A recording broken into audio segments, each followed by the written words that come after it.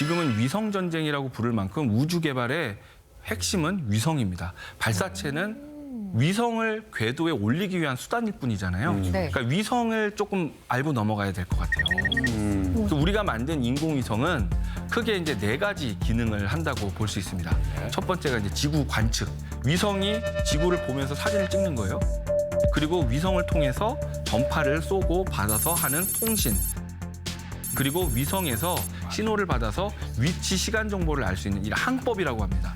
그리고 위성이 돌면서 우주 공간의 환경을 연구를 하는 과학위성. 이렇게 크게 이제 4가지로 이제 나눌 수 있는데요.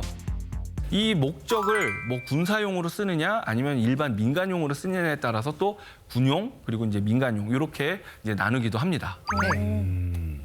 그러면 여러분들 영상에서 보셨다시피 스타링크 네. 요거는 어떤 위성일까요? 그거 어디서 듣기로는 그거 완성되면 인터넷 공짜로 쓴다 그랬는 것 같은데. 그랬던 거 아니었나? 저건 뭐 워낙에 유명했었으니까 이 경제 쪽에서는 이 일론 머스크 스페이스X가 그 전 세계를 통신망을 완전 묶어버리겠다.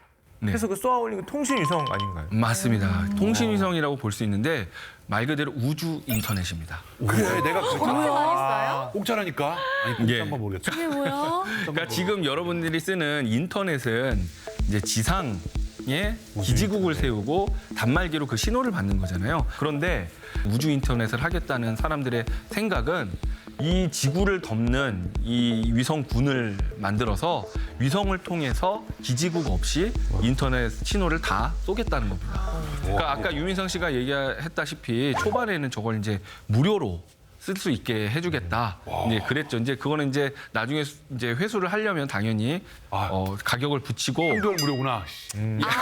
초반 3개월 무료인데 이미 갖고 이제 이미 구독해야 스타링크는 우리나라는 아직 서비스가 안 되고 있지만 네. 북미 지역이랑 돼요? 일본, 대만 같은 데는 사업을 시작했어요. 잠시만요. 그러면 이 지금 있는 그림이 거구나. 지금 실제로 쏜 위성 수라는 말씀이세요? 지금 5,400개 정도가 위성이? 있습니다. 이미 스타링크의 위성만. 5,400개요. 예, 우리 그런데 지금 보고 있는 별이 전부 다 위성인 거예요. 보일 때도 있죠. 이게 이제 위성군이 진짜 전 지구를 덮어서 사실은 우와. 계획은 4만 개까지 만들겠다고 한 거예요. 4만 개요? 혹시 그러면 요즘 최근에 비행기를 타면 비행기에서 휴대폰 되거든요. 맞아요. 맞아요. 그 인터넷도 되고. 예, 그런 겁니다. 이거 예, 관련된 겁니다. 아. 그리고 이런 것들이 중요한 게 음영 지역이라고 하죠. 이제 아무 데서나 다 쓸 수 있으니까 바다 한가운데나 아니면 산속 깊은 곳에서 뭐 재난 상황에서도 이제 인터넷을 쓸 수 있으니까 굉장히 유용할 거고 또 러시아 우크라이나 전쟁에서도 사실은 스타링크가 위력을 발휘를 했거든요. 네.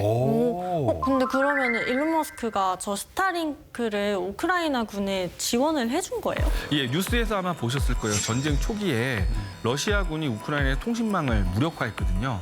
그랬더니 앨런 머스크가 스타링크의 서비스를 무료로 쓰게 해주겠다. 그래서 초반에 그게 굉장히 위력을 이제 발휘를 했죠.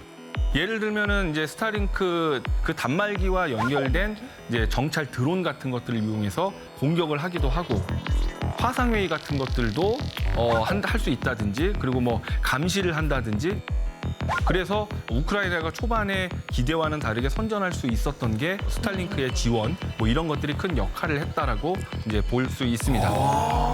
그런데 우크라이나가 러시아를 자극을 해서 핵을 또 쓸 수도 있다라는 우려 때문에 전쟁 중간에 앨런 머스크가 그 스타링크 서비스를 중단하기도 했었어요. 확전 양상이 3개월 무료가 될까 끝난 봐. 건 아닐까요? 입금을 해라. 이제는 입금해라. 체험관. 서비스 기간 끝났다. 이런 것과 더불어서 또 중요한 역할 중에 하나가 정찰 위성입니다. 지금 북한에서 정찰 위성에 굉장히 공을 들이는 것 같아요. 맞습니다. 찰위성. 근데 혹시 뉴스 보신 거 기억나시는지 모르겠는데 북한에서 쐈다는 최근에 올렸던 그 정찰 위성의 이름이 혹시 뭔지 기억하세요? 이건 유민상 씨가 잘 맞출 것 같습니다. 혹시 만리경위로 아닙니까? 왜 유민상 씨가 그거를 잘 알까요? 글쎄요. 잘 모르겠는데 우연히 알았다고나 할까요? 사실은 컨닝한 거예요, 저거. 저기가 진짜 붙어 있었으면 선생님 모르셨군요. 그러셨군요. 이제 하셨구나. 모르셨어? 있었습니다.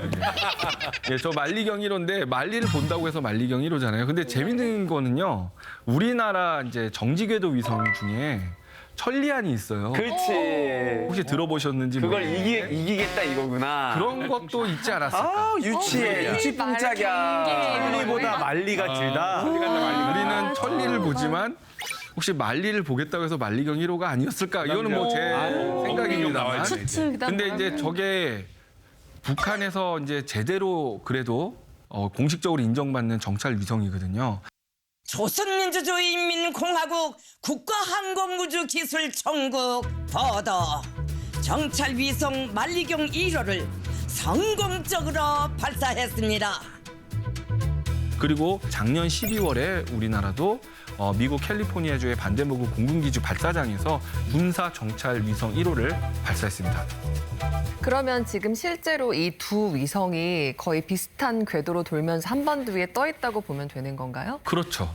그런데 실제로 만리경과 우리나라의 정찰 위성의 성능은 좀 차이가 많이 납니다. 예, 북한이 여기 뭐 포스터에서도 보시다시피 우리 국가의 절대적 힘의 과시 뭐 이렇게 과시를 하고 있지만 그 성능이 정말 정찰 위성의 기능을 할 수 있는 건지에 대해서는 좀 미지수입니다. 왜냐하면은 이제 어느 나라도 정찰 능력이 있는지를 공개를 하는 거는 안 하고 있거든요. 왜냐하면 그게 또 굉장히 전략적으로 중요한 정보입니다. 어느 정도 수준으로 우리를 보고 있느냐, 볼 수 있느냐, 요 정보 자체가 굉장히 중요한 기밀이거든요. 그렇기는 하지만 뭐 제한적으로 우리가 유출을 해보건데 그 정찰 위성 만리경 1호의 수준은 네. 뭐 크기는 한 300kg 정도의 위성 그리고 해상도는 한 3m 정도가 아닐까 이렇게 보고 있습니다. 그러면 뭐 초등학생에서 중학생 넘어가는 정도?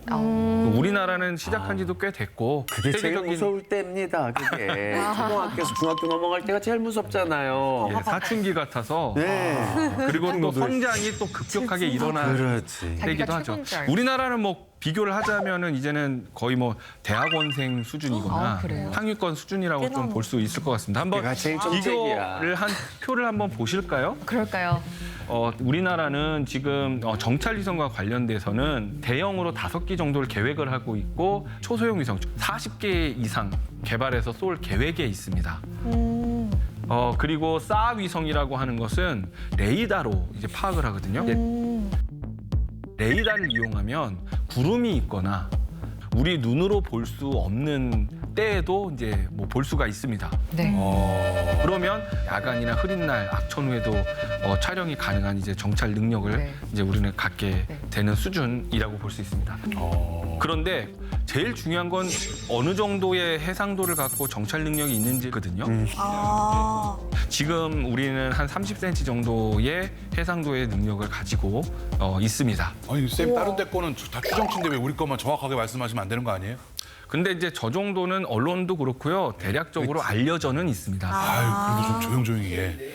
물론 이제 미국 같은 경우는 10에서 15cm 해상도까지도 볼 수 있을 것이라 이것도 공개된 건 아닙니다. 예, 추측인데 아마 이 정도 해상도는 가질 거다.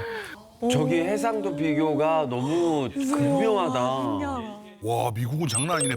보이네요 거의. 예, 맞습니다. 그러니까 원래 사진이 저 정도면 뭐 걸어가는 사람 아니야? 이런 정도 어머나. 판별할 수 있을 정도가 아닐까.